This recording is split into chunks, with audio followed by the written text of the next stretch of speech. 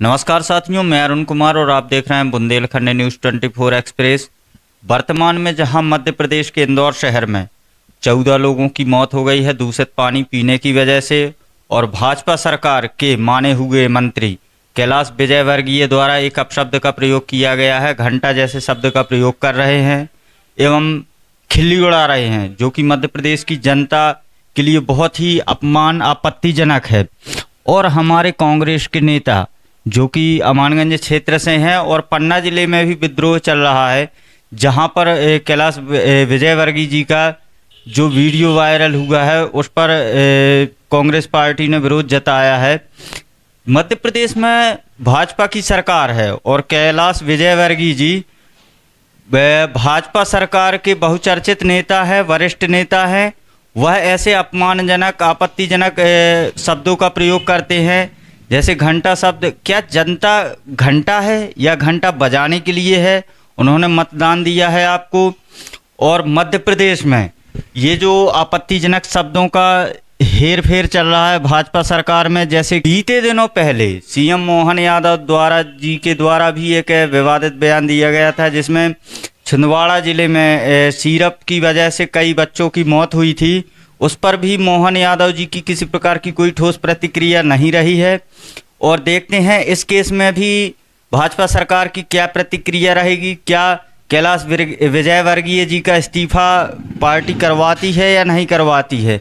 आइए, हमारे साथ में जुड़ चुके हैं कांग्रेस के युवा नेता सौरभ दुबे जी, अमानगंज से हैं और वर्तमान में कांग्रेस के ब्लॉक अध्यक्ष हैं और अमानगंज से नगर पालिका उपाध्यक्ष हैं। तो आइए हम उनसे आपको जुड़वाते हैं।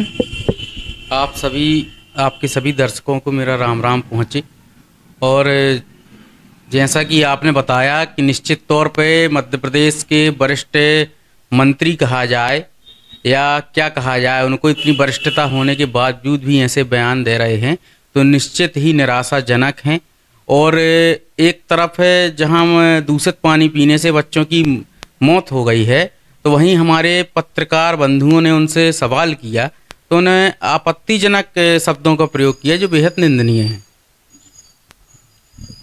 जैसा कि मध्य प्रदेश में कहीं ना कहीं वो इंदौर क्षेत्र के प्रभारी भी रहे हैं और इंदौर क्षेत्र से ही आते हैं, वहाँ पर ऐसा कैसे हो सकता है कि दूषित पानी लोगों के घरों तक जाए और पीने? क्या नेता मंत्री उस पानी को पिएंगे?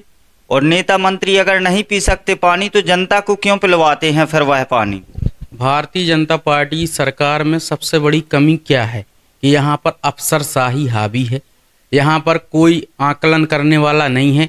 मंत्री बने हैं तो वो अपने क्षेत्र का, अपने विभाग का आकलन नहीं करते हैं, निर्माण कार्यों का जायजा नहीं करते हैं, अधिकारी मस्त रहते हैं, उस प्रकार से काम होता है। इसलिए ऐसे दूषित पानी जो गरीब बच्चों को और गरीब लोगों को पिलाया गया जिससे उनकी मृत्यु हो गई। और मैं तो ये कहना चाहता हूँ कि पत्रकार जो हैं, हमारी पत्रकारिता क्षेत्र है, लोकतंत्र का चौथा स्तंभ है और यूं कहा जाए तो दर्पण है जो वास्तविक रूप से दर्पण का काम करते हैं और सच को सच दिखाते हैं। तो पत्रकार बंधु ने उनसे सवाल किया कि माननीय मंत्री जी आप जवाब दीजिए, मैं निरीक्षण करके आया हूँ। तो वो कह रहे हैं कि आप घंटा निरीक्षण करके आ रहे हैं। तो इस प्रकार से लोकतंत्र में और जवाबदार मंत्री जो वरिष्ठ हैं और भारतीय जनता पार्टी जिनको अपना वरिष्ठ नेता मानती है, तो इस प्रकार से बयान दे रहे हैं। जहां एक और मंत्री जी ऐसा बयान दे रहे हैं तो उसी दिन कोई और कार्यक्रम में मुख्यमंत्री जी हंसी ठिठोली कर रहे हैं।